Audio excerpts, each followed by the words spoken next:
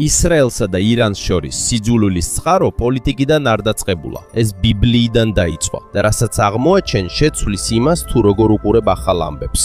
გასაოცარია რომ 2500 წლის წინ სპარსეთი, რომელიც იყო უძველესი სამეფო და გახდა თანამედროვე ირანი, ღმერთმა გამოიყენა ისრაელის გადასარჩენად. მათ გაათავისუფლეს ებრაელები ბაბილონში თყვეობიდან, ასევე დაეხმარნენ ტაძრის აღდგენაში სპარსეთის სიმდიდრით. და მათი მეფე კიროს დიდი ღმერთმა წმინდა წერილში ერთ-ერთი ყველაზე წმინდა ტიტულით მოიხსენია მესია. მაგრამ სანამ დავიწყებთ, არ დაგავიწყდეთ ამ ვიდეოს მოწონება. ეს ჩვენთვის კონტენტ კრეატორებისთვის ძალიან მნიშვნელოვანია. დიდი მადლობა და ახლა დავიწყოთ. ამ გენეალოგიაში არის ორი სახელი, რომლებიც უმეტესად ყურადღების მიღმართ შეება. პირველი არის ელამი, შემი შვილი. მისი შთამომავლები, რომლებსაც ელამიტები ეწოდებოდათ, გადავიდნენ და დასახლდნენ დიდარ მიწაზე ირანის სამხრეთ-დასავლეთ ნაწილში, სპარსეთის ყურის მახლობლად. და ისინი იმდენად გაძლიერდნენ, რომ ბაბილონისა და ასურეთის ძლიერ სამეფოებსაც კი გაუტოვდნენ. მეორე სახელი არის მადაი, იაფეთის შვილი. და მისი შთამომავლები, რომლებსაც მიდიელები ეწოდებოდათ, დასახლდნენ ირანის ჩრდილოეთის მთებში. ესენი იყვნენ ადამიანები, რომლებიც გაჭირვებას შეჩვეულნი იყვნენ, ძლიერები და მკაცი გარემოს მიერ ჩამოყალიბებულნი, რის გამოც მამაცი მებრძოლები გახდნენ. და დროის გასვლასთან ერთად მათ შექმნეს სამეფო, რომელიც იმდენად ძლიერი იყო, რომ შეეძლო ეპაექრა თავისი დროის უძლიერეს იმპერიებს. მაგრამ ჯერ კიდევ ადრე დაძაბულობა შეიქმნა, რადგან დაბადების წიგნის მე-14 თავში აღწერილია ბიბლიაში პირველი დიდი ომი, სადაც 4 მეფე აღმოსავლეთიდან გაერთიანდა. და მათ ხელმძღვანელობდა ელამის მეფე ქედორლაომერი. და მათ დაარტყეს ხანაანს, გაძარცვეს ქალაქები, დაატყვევეს ხალხი და თყვედ წაიყვანეს ლოთი, ადონაის დისწული. ელამი იყო პირველი ქვეყანა წმინდა წერილში, რომელმაც შეუტია ღმერთის მორწმუნე ხალხს. მაგრამ აბრაამი აღარ დარჩა ჩუმად. რადგან მიუხედავად იმისა, რომ მას მხოლოდ 318 გაწვრთნილი კაცი ჰყავდა, მან მაინც დაედევნა მეფეებს. აბრაამმა ირწმუნა, მიუხედავად იმისა, რომ მან დატოვა თავისი მიწა, ოჯახი და ყველაფერი, რაც იცოდა, რათა გაჰყოლოდა ღმერთს, რომელსაც ვერ ხედავდა. მაგრამ ერთი პრობლემა იყო, რადგან სარა უშვილო იყო. ეს ნათლად წერია დაბადების წიგნის მე-11 თავის 20-ე მუხში.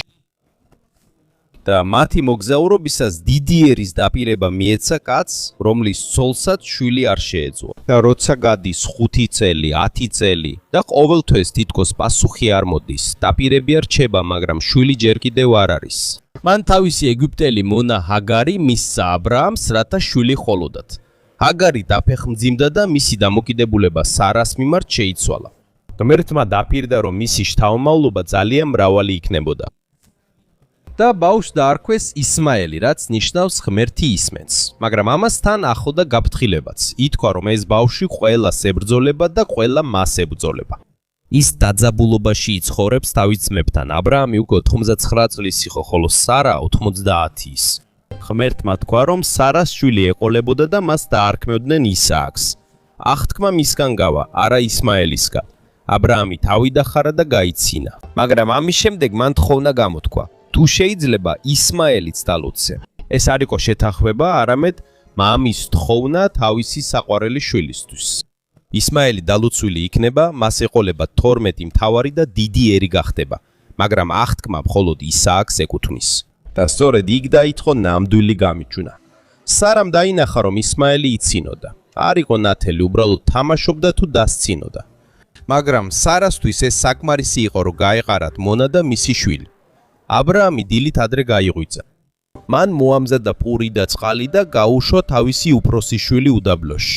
მამა, რომელიც მარტო დაბრუნდა თავის გარავში, ჰაგარი მიდიოდა, მანამ სანამ წყალი არ გაუთავდა, მან ისმაელი ხის ქვეშ დააწვინა, ცოტა მოშორდა, რომ არ დაენახა რა შეიძლებოდა მომხდარიყო და ატირდა. მაგრამ ღმერთმა ბავშვის ხმა გაიგონა. ღმერთმა ჰაგარს თვალები აუხილა და მან ჭა დაინახა. ისმაელი გადარჩა. ის პარანის უდაბნოში გაიზარდა. მშვენიერი მშვილდოსანი გახდა და მისი 12 ვაჟი 12 მთავრად იქცა. არაბთა ტომების წარმოშობა. ერი, რომელიც განდევნით დაიწყო. ისაკს კი შვილი ყავდა, სახელად იაკობი, რომელსაც ღმერთმა ისრაელი დაარქვა. მისი 12 ვაჟი ისრაელის 12 ტომად იქცა. ბიბლიაში ერთი ბოლო სცენაა აღწერილი. დაბადების წიგნის 25 თავის მე-9 მუხში ისაკი და ისმაელი ერთად დგანან აბრაამის საფლავთან. არც ერთი სიტყვა არ თქმულა, არც შერიგება, მხოლოდ სიჩუმე. ორი ერი, ერთი მამა, ერთი ჭრილობა. და სწორედ ამ ჭრილობიდან ღმერთი ერთ-ერთს გამოიყენებს დიდი მიზნისთვის. რა მოხდება თუ ისრაელს ყველაზე მნიშვნელოვანი დახმარება გაუწია მეფემ, რომელიც ღმერთს არცემდა თაყვანს? და რა მოხდება თუ ღმერთმა მას თავისი სახელით მიმართა 150 წლით ადრე, სანამ ის დაიბადებოდა? ამის გასაგებად ჯერ უნდა იცოდე რა დაემართა ისრაელს. იერუსალიმი განადგურდა. ტაძარი დაიცვა და ებრაელები ბაბილონში ტყვედ წაიყვანეს 70 წლის განმავლობაში. ისინი სხვა სამეფოში ტყვეობაში ცხოვრობდნენ, ისინი ტიროდნენ ბაბილონის მდინარეებთან და ელოდნენ. მაგრამ სანამ ეს ყველაფერი მოხდებოდა, ღმერთმა უკვე თქვა რაღაც ფერსი. არსებობს ორი წინასწარმეტყველება, რომლებიც ყველაფერს უსწრებდა. პირველი ნახავთ ესაიას 13:17-ში. ღმერთმა თქვა, რომ გამოიყენებდა მედელებს, ხალხს, რომელიც გახდებოდა სპარსეთის იმპერიის ნახევარი, როგორც იარაღს, რათა დაესაჯა ერი, რომელიც გაანადგურებდა იერუსალიმს. უკვე იცოდნენ მინი მოქმედებდა, მიუხედავად იმისა, რომ დანაშაული ჯერ არ მომხდარა. კიდევ უფრო გასაოცარია მეორე წინასწარმეტყველება, ეს ნახავთ ესაიას 44:28-ში. ღმერთმა თქვა მეფეზე, რომელიც ჯერ არ იყო დაბადებული, რომ მას გამოიყენებდა. ის გააკეთებდა იმას, რაც ღმერთს სურდა. ის იტყვის, რომ იერუსალიმი ხელახლა აშენდება და ტაძარი აღდგება. დასახელებულია მეფე, დასახელებულია ქალაქი, დასახელებულია ტაძარი. ეს ყველაფერი ღმერთმა თქვა კიროს დიდის დაბადებამდე 150 წლით ადრე. და ღმერთმა მხოლოდ წინასწარმეტყველება კი არ თქვა, მან ნელ-ნელა მოამზადა სპარსეთი, თაობიდან თაობამდე. დეოსესმა გააერთიანა დაყოფილი მიდიელები და ერთ სამეფოდ აქცია ისინი. შემდეგ მომდევნო მმართველებმა მათი არმია მოაწესრიგეს და სხვა ჯგუფებთან შეთანხმებები დადეს. მიდიელებმა ხელი შეუწყეს ნინევეს, ასურეთის იმპერიის დედაქალაქის, დაცემას ზონედი წონოწატელის 612 წელს. ამ ყველაფრის მიმდინარეობისას თითქოს ყველაფერი მშვიდად იყო, მაგრამ სინამდვილეში ღმერთი ამზადებდა იმას, ვისაც გამოიყენებდა ირანის მთებში. ის მზადებოდა ერთი მიზნისთვის, რომელიც მხოლოდ ბაბილონის დაცემის ხამეს გამოვლინდებოდა. ბაბილონში იყო ერთი ახალდაზრდა ტყვე, რომელიც ყველაფერს აგვირდებოდა. ეს იყო დანიელი. ნაბუქოდონოსორის სიზმარში ქანდაკების შესახებ ვერცხლისგან გაკეთებული მკერდი და მკლავები წარმოადგენს მიდიასა და სპარსეთს. ორი მკლავი, ორი ჯგუფი, მაგრამ ერთი სამეფო. კიდევ ერთი ხილვაა დანიელის მე-7 თავში. დიდი დათვი, რომელსაც სხეულის ერთი ნაწილი აწეული აქვს და პირში 3 ძვალი უჭირავს. თითოეული ძვალი ნამდვილი დაპყრობაა. პირველი იყო ლიდია, სადაც კიროსმა დაამარცხა კროესუსი, რომელიც იმ დროის ყველაზე მდიდარ ადამიანად ითვლებოდა. მეორე კი თავად ბაბილონია იყო. მესამე იყო ეგვიპტე, სადაც კიროსის ვაჟმა კამბიზეს მეორემ ფარაონი პელუზიუმის ბრძოლაში დაამარცხა. 3 ძვალი, 3 სამეფო, 3ჯერ ახდა ერთი ხილვა. შემდეგ დანიელის მერვე თავში კიდევ ერთ სიმბოლოა. ვერძი ორი რქით, რომელთაგან ერთ-ერთი უფრო მაღალი. ეს არის მიდია და სპარსეთი, მაგრამ აშკარად სპარსეთი დომინირებს. დადგა ღამე, როცა ბაბილონი დაეცა და ეს იყო ერთ-ერთი ყველაზე დრამატული სცენა წმინდა წერილში. ბელშაცარმა დიდი ნადიმი გამართა 1000 დებულისთვის.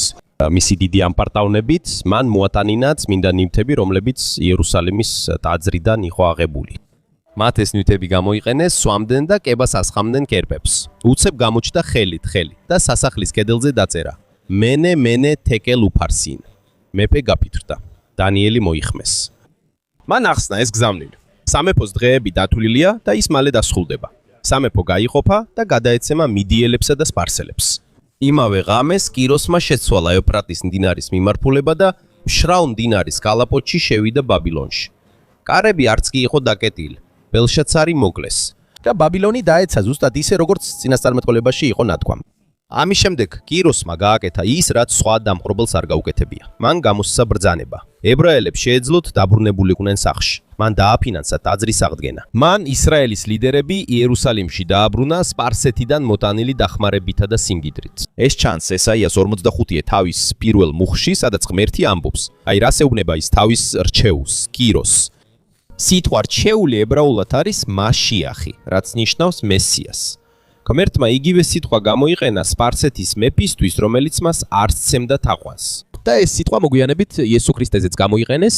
ეს ნიშნავს, რომ ღმერთს შეუძლია გამოიყენოს ნებისმიერი ადამიანი თავისი გეგმის შესასრულებლად. სპარსეთმა ისრაელი არ დაიპყრო, მათ ისრაელი არ დაუმპლი არ ნაუმონებიათ, მათ ისრაელის აღდგენას შეუწყეს ხელი. მათ ისრაელი ბაბილონიდან იხსნეს. მაგრამ ამ ყველაფრის პარალელურად იმავე იმპერიაში ნელ-ნელა რაღაც სხვა ყალიბდებოდა. რაღაც, რაც დიდი ხანი ელოდებოდა. ქსერქსეს პირველი მართავდა სუზადან. მისი მმართველობის დასაწყისში მან გამართა უზარმაზარი დღესასწაული, რომელიც 180 დღე გაგრძელდა. მისი სამეფოს ძალის საჩვენებლად.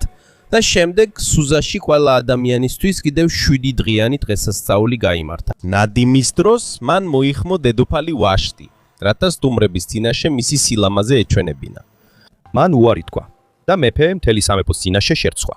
ამიტომ დედოფალი ვაშტი ტახტიდან გადააყენეს. ამიტომ მისმა მრჩევლებმა გამოსავალი მოიფიქრეს და დაიწყეს მთელი სამეფოს მასშტაბით ყველაზე ლამაზი ქალების ძიება, რომლებსაც სასახლეში მოიყვანდნენ. სასახლეში, სადაც თითოეული მათგანი 1 წლის განმავლობაში მოემზადებოდა, სანამ მეფეს წარუდგენდნენ. ერთ-ერთი შერჩეული იყო ჰადასა, ებრაელი ობოლი, რომელიც ფარულად გაზარდა მისმა ბიძაშვილმა მორდეხაიმ. როდესაც სასახლეში მივიდა, მას ახალი სახელი მისცეს, ესთერი.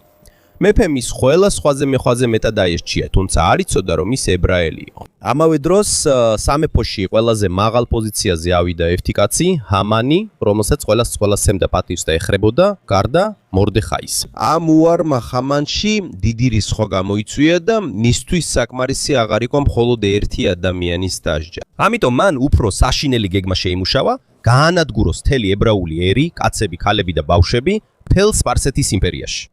მან მეფე დაარწმუნა, რომ ბრძანება სამეფო ბეჭდით მოეწერა ხელი. მათ დაადგინეს თარიღი და განადგურების გეგმა დაიწყო.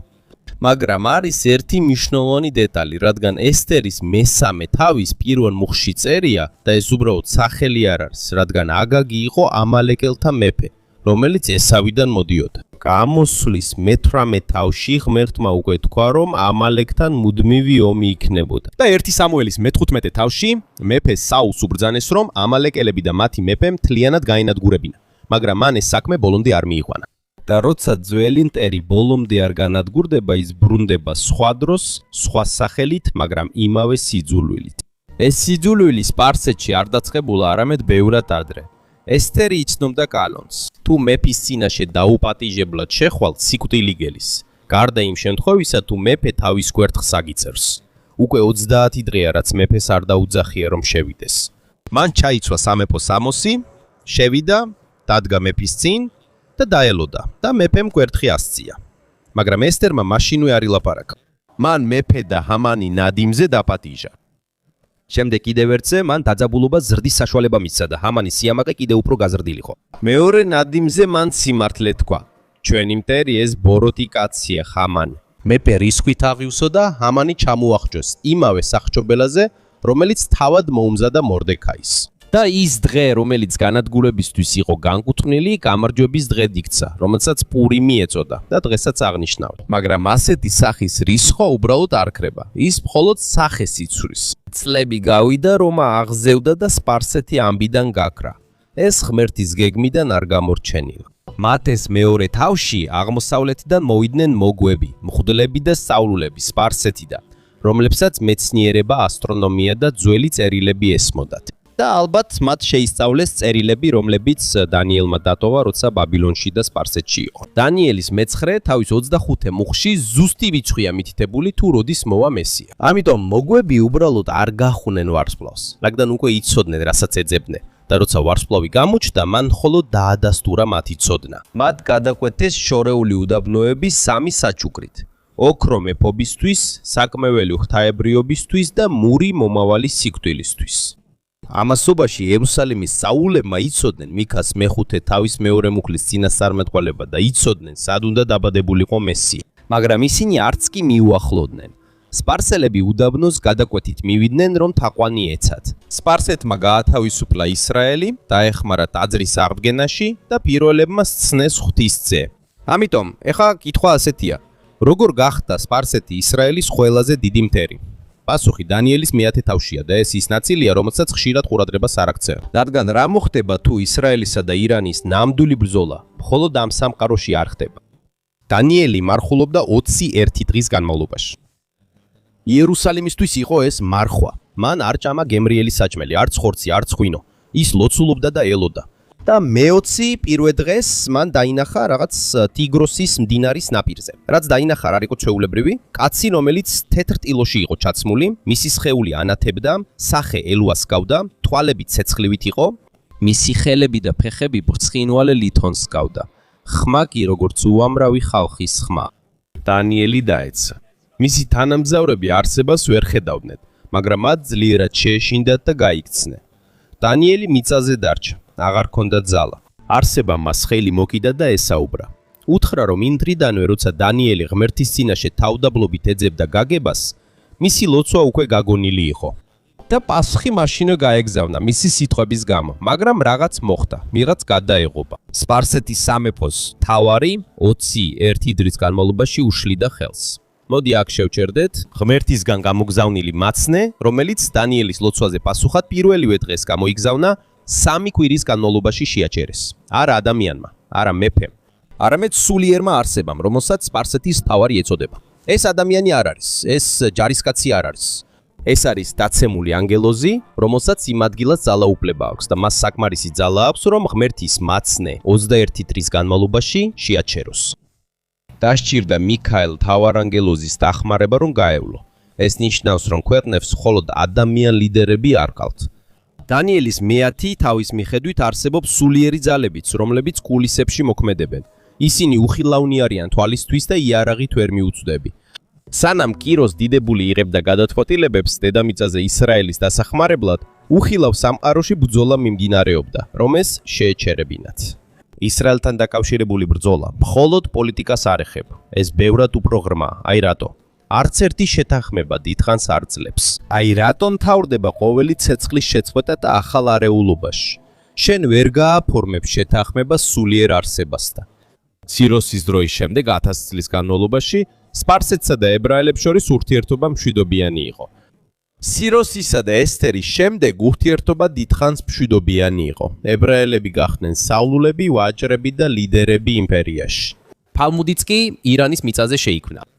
სპარსეთის მმართველობის პერიოდში ებრაელების ცხოვრება იქ მრავალი თაობის განმავლობაში განვითარდა. ეს არ არის სიძულვილის ისტორია, ეს იყო ურთიერთობა თანხმობით. მაგრამ მე-7 საუკუნეში ცვლილება მოხდა.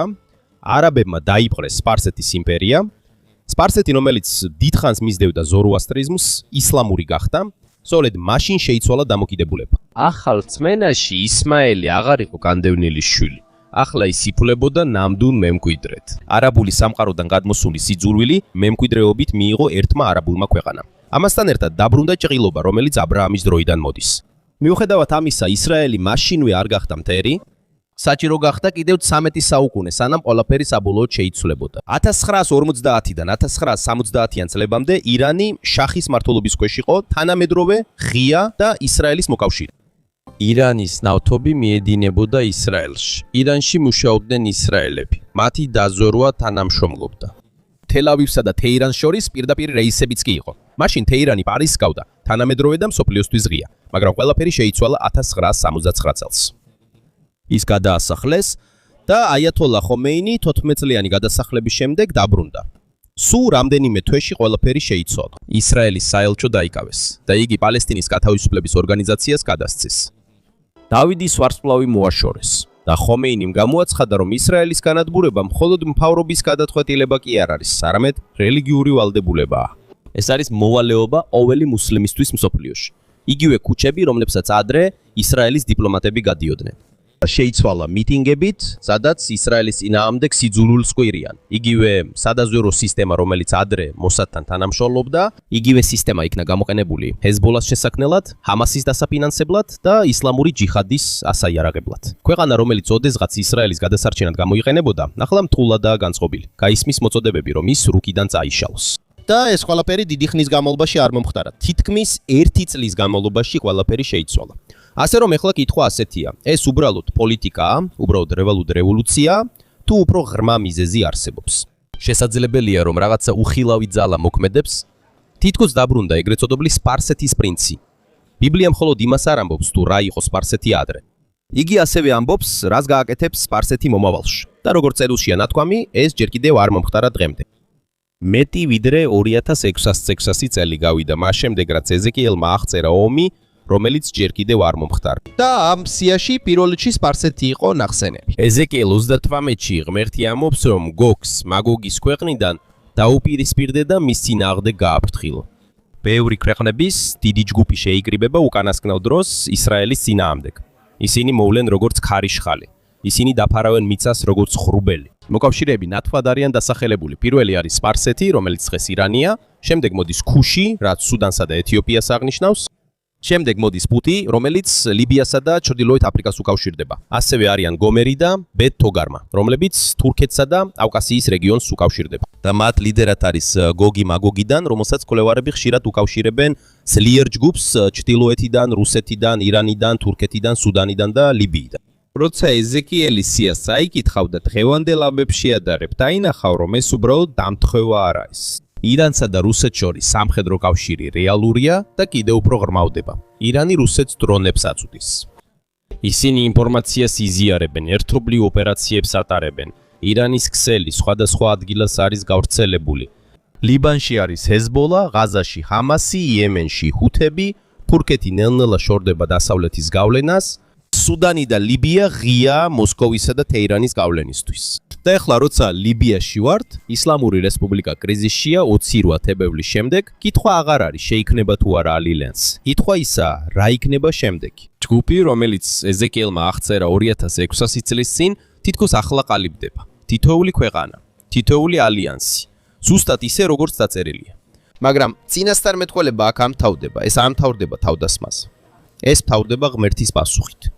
ისინი ვერ მიაღწევენ წარმატებას, ღმერთი პირდაპირ ჩაერევა, მიწისძვრა, ცეცხლი და ძლიერი არეულობა, რომელიც იმ დონემდე მივა, რომ ჯარები ერთმანეთს დაუპირისპირდებიან და ეზეკიელი 28:23-ში ნათლად წერია. ღმერთი თავის თავს მრავალ ერს გააცნობს და მაშინ ისინი გაიგებენ, ვინ არის იგი. პერსია, რომელმაც ისრაელი კიროს დიდის დროს დაეხმარა და პერსია, რომელმაც ისრაელი ესთერის დროს დაიცვა, იგივე პერსია, რომელიც გოგის დროს ისრაელს შეუტევს. თითქოს მთელი ამბავი დასრულებულია. იერემი 49-ში თითქმის ყველა ერთზე გარადგურების წინასწარმეტყველებაა, მაგრამ ერთი გამონაკლისია. იერემია 49-29-ში არის წინასწარმეტყველება ელამის წინააღმდეგ, რაც ირანის ერთ-ერთი უძველესი ნაწილის სახელია. და ეს განსხვავებულია ყველა დანარჩენისგან. გზავნილს ორი ნაწილი აქვს. პირველი არის განაჩენი. მეორე ნაწილი კი არის რაღაც მოულოდნელი. პირველ ნაწილში ღმერთი ამბობს, რომ დაამტვრევს ელამის ფშილს, რაც მათი ძალის სიმბოლოა. მაშინ ელამის ხალხი ცნობილები იყვნენ, როგორც შესანიშნავი მშვილდოსნები. მშვილდი მათთვის მხოლოდ იარაღი არ იყო. ეს იყო მათი იდენტობა და ძალის წყარო. დღეს თუ შევადარებთ, ეს ირანის სარაკეტო პროგრამას შეესაბამება. მათ ბალისტიკურ რაკეტებს, დრონებსა და ბირთვულ ამბიციებს. ეს არის მათი ძალის საყრდე და ღმერთმა თქვა, რომ ის ამას დაამსხვრევს. ის უბედურებას მოიტანს. ის თავის რისხვას გამოავლენს, მაგრამ აქ უფრო ღრმა რამეა. მან მხოლოდ ის არ თქვა, რომ ელამს გაანადგურებს. მან თქვა, რომ თავის ტახტს იქ დააყენებს. ეს ნიშნავს, რომ ეს უბრალოდ განაჩენი არ არის, რაღაც უფრო დიდი მოხდება. და ამის შემდეგ მოდის მეორე ნაწილი, ყველაზე გასაოცარი. ბოლო დღეს ღმერთი ელამის მდგომარეობას აღადგენს. ეს არის დაპირება, რომელიც განსხვავდება იმ თავის ყველა სხვა ერისგან. ამონი, ედომი, დამასკო, ქედარი და ხაზორი ალიმათ აქვთ ერთი გზავნილი. განაჩენი დასრულებულია. უკან დასაბრუნებელი გზა აღარ არის, მაგრამ ერთი განსხვავებულია. მხოლოდ ელამს აქვს ორი ნაწილი წინასწარმეტყველებაში. არის განაჩენი და არის აღდგენა. და ეს არც შემთხვევითია და არც უბრალოდ წერის სტილი. არამედ ნათლად არის ნათქვამი, რომ ირანის ისტორია განადგურებით არ დასრულდება. და თუ ფიქრობთ, რომ ეს დაბრუნება მხოლოდ შორეულ მომავალში მოხდება, შეიძლება აზრი შეგეცვალოს, როცა ნახავ რა ხდება დღეს ირანში. რადგან თეირანში ერთ სარდაფში არიან ადამიანები, რომლებიც ჩურჩულით ახსენებენ იესო ქრისტეს სახელს. მიუხედავად იმისა, რომ იციან ეს საშიშია და შეიძლება დააკავონ მოკლან, ისლამური რესპუბლიკის კანონი მკაფიოა მათ მიმართ, ვინც ისლამს ტოვებს. მაგრამ მიუხედავად ამისა, ისინი მაინც აგრძელებენ შეხვედრებს ყოველ კვირას. კიდევ უფრო მეტი ადამიანი უერთდება მათ. ისინი ხელნაწერად გადასცემენ წმინდა წერილის ნაწილებს ერთმანეთს. ჩუმად ლოცულობენ. და როცა ახალი ადამიანი მოდის, თითქმის ყველა ერთსა და იმავეს ამბობს. სიზმარში ვნახე იგი და მითხრა, რომ თქვენ უნდა მეპოვეთ. დღეს ირანი მსოფლიოში ერთ-ერთი ყველაზე სწრაფად მზარდი მიწისქვეშა ქრისტიანული მოძრაობის ქვეყანაა. ზოგიერთი შეფასებით მათი რაოდენობა ასეულ ათასებსა და მილიონამდე აღწევს. ფარულად სამთ, მიუხედავად მთავრობის მუდმივი ზეწოლის. აქ არიან პასტორები, რომლებიც დააპატიმრეს და ზოგიერთი მოკლეს კიდეც, მაგრამ ამის ნაცვლად ეს მოძრაობა კიდევ უფრო ძლიერდება, რადგან ყოველი რეპრესიით უფრო მეტი ადამიანი იწვევს რწმენას და ყოველი დაპატიმრება კიდევ უფრო მეტ მოწმედ იქცევა. ზაქარიას სიგნის მიხედვით დადგება დრო, როდესაც ის ქვეყნები, რომლებიც ადრე ისრაელის წინააღმდეგ იყვნენ, იერუსალიმში მივლენ თაყვანისცემისთვის და დღესასწაულში მონაწილეობის მისაღებად. სადაც ადრე ეს ქვეყნები რომლებიც ადრე რაკეტებს აგზავნიდნენ, ახლა შესაწირავს მიიტანენ და ქვეყანები, რომლებიც ადრე არეულობას უჭერდნენ მხარს, თაყვანისცემაში მიიღებენ მონაწილეობას და შესაძლებელია მათ შორის ირანიც იყოს. იმიტომ რომ მიწა, სადაც ოდესღაც ეგრეთ წოდებული სპარსეთის პრინცი იყო, შეიძლება გახდეს ახალი თაობის ადგილი, რომელიც მეფეთა მეფის წინაშე დაიხრის მუხს. ეს უბრალოდ იმედი არ არის. ეს არის ის, რასაც მინდა წერილი ამბობს. და ეს მხოლოდ მომავალზე არ არის, რადგან ეს უკვე ხდება ახლა, როცა ღმერთი თავის ტახტს აშენებს ელამში. და არიან ირანელები, რომლებმაც ეს იპოვეს ჩუმ ლოცვაში, ხელნაწერის მინდა წერილში და სიზმრებში, რომლებიც ყველა საზღვარსა და კანონზე მაღლა დგას. ამიტომ, რასაც ღმერთი იერემიას მეშვეობით ამბობს, ნელ-ნელა ხდება. და იმ ქვეყანაში, რომელსაც მთელი მსოფლიო ეშინია, ღმერთი აკეთებს იმას, რასაც ვერცერთი მთავრობა ვერ შეაჩერებს, რადგან ელამის დაბრუნება მხოლოდ მომავლის საქმე არ არის, არამედ უკვე დაწყებულია.